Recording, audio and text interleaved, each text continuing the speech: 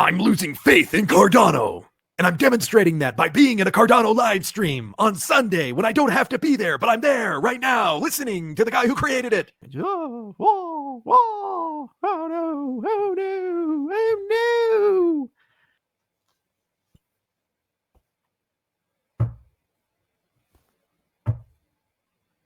It's just so out. It's so bad. It's so out there, guys. Come on.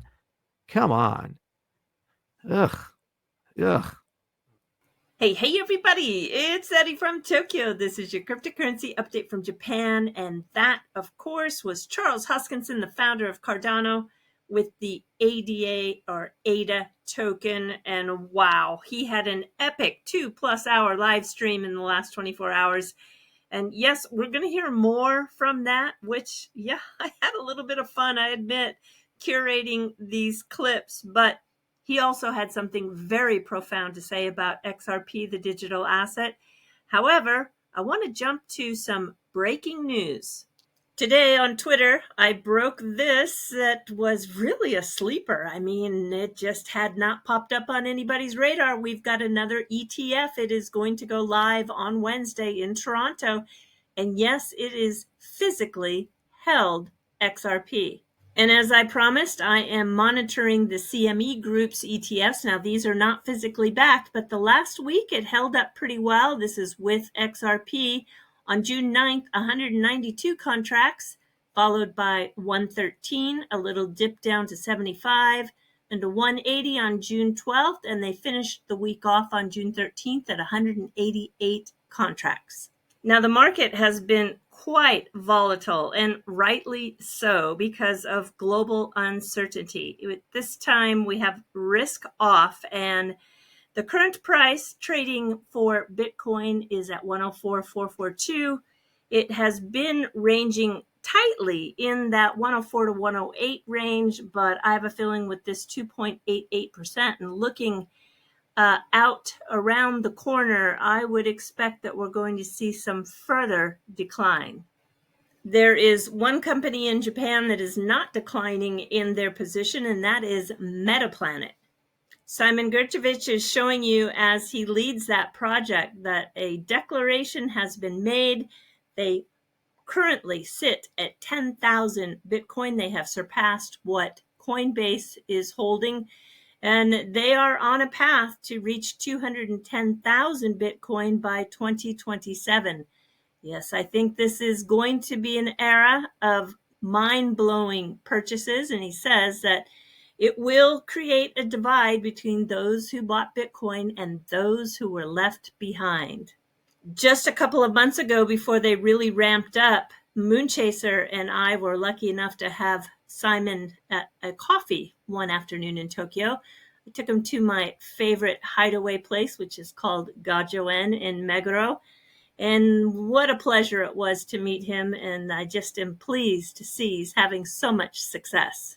Something a little special for you. I'd like to share the most interesting post I put out there today. Ripple Labs, they have patents in their portfolio, 24 which are active, 15 which are inactive.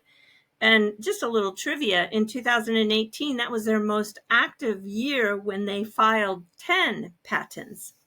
I have found the patent for ODL, that's on-demand liquidity, where they use the digital asset XRP as a bridge along with other assets like stablecoins.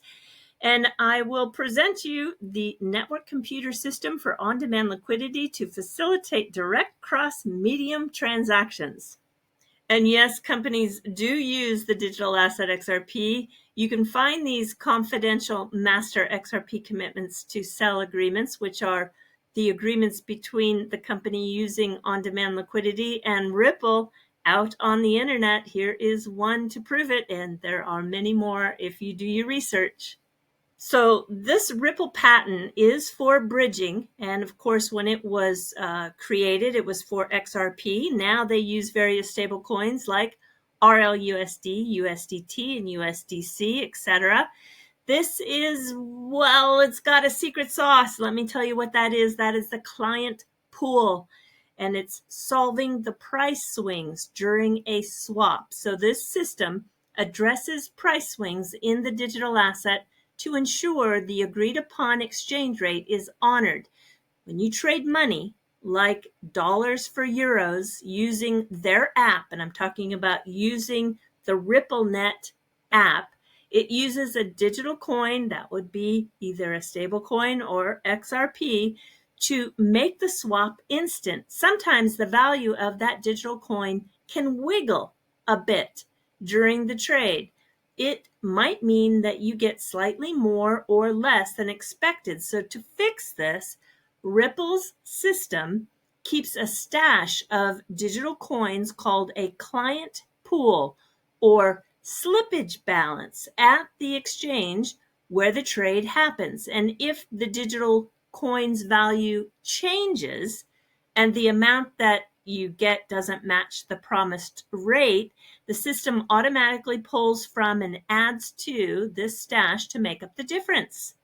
For example, if you're supposed to get 100 euros, but the digital coin's value drops, the system adds extra coins from the pool to ensure that you still get your 100 euros.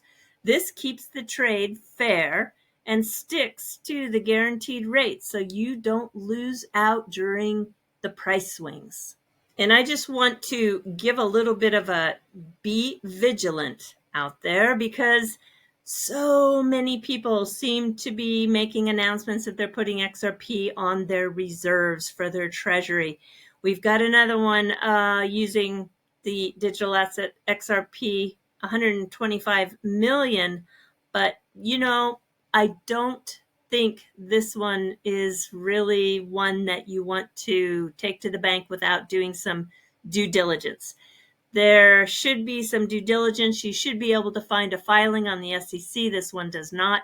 It's a company that just recently stood up. So please be careful, because I think a lot of people are jumping on this bandwagon and announcing that they are putting XRP on their reserves. But really, I think it's a marketing ploy. One place that is fairly safe to find new projects that are going live is the DApp Scout. These projects are ready and waiting for the XRPL EVM sidechain to go live. There are lots of them. We have a lot of DeFi projects. We've got, look at this. This is the XAO DAO. This was just published. Do you have any idea what this decentralized autonomous organization is that's going to represent the community of the XRP ledger? You should be curious, because they're launching an app. The XAODAO.io is taking a waitlist, and they're launching soon. It's a new way to propose, vote, and activate change within the XRP community, empowering collaboration and fueling innovation. And they put out their first post today. It's a fascinating thread with 11 posts, and this is what they call a new next generation governance engine built for the XRPL that empowers members to participate, vote, build, and fund real world innovation. What I want to know more about is this here. They say that their core principles involves sustainability, and that it is built with revenue generating business principles. I want to know more about this right here. Yes, we learned that JP Morgan files a JPMD trademark for a crypto payment services asset. This is most definitely a stable coin. And because they participated in the very last round of funding for Circle, you can bet they're going to be in the payments network. When I started this channel almost 8 years ago, it was the American Banker that never had anything positive to say about digital assets. I mean, it was the media to FUD everything and anything that had to do with cryptocurrency. Today, in the technology section of the American Banker, you can find an article that was published by Ripple's Marcus Infanger, who is a senior vice president, which is just so surprising. We've come just full circle. Bank think U.S. banks should lead the development of tokenized financial products. That is what he has to say. And I want to point out one thing where he talks about some of these real world assets are coming to the ledger in the form of tokenized real estate and private credit. I talked to these guys from Soil, and they are going to be building on the XRP ledger, and their business is tokenizing private credit. It's one of the products that they're bringing to the ledger. And a heads up, if you are on any of these meme token websites, because pump.fund has had their account suspended, it looks like there is going to be some regulatory scrutiny and action against these meme token platforms. So just be aware that it's not looking good.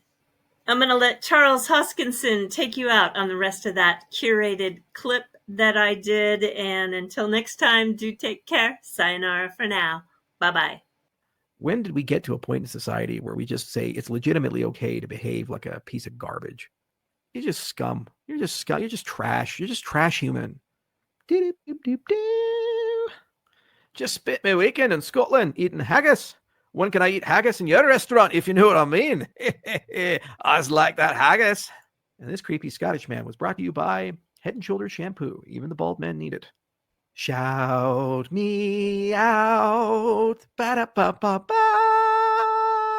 And there's a window to be dominant in Bitcoin DeFi. There's a window to be dominant in XRP DeFi. There's a window to be dominant in the private computation space.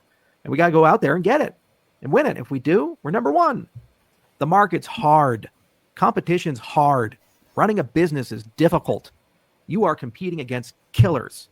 These guys have billions of dollars. They own the fucking media. They own the VCs. Every single day they get to go to the conferences and steer the narrative. And you have to be willing to say uncomfortable things. And people who hear the uncomfortable things, they have two options. They can shrivel up, play the victim, clutch their pearls, go to Twitter and say, oh, they're so mean. They're so mean. He's attacking the community. Or they could say, you know what? This guy's right. This guy's right. We need to grow up. We need to get things done.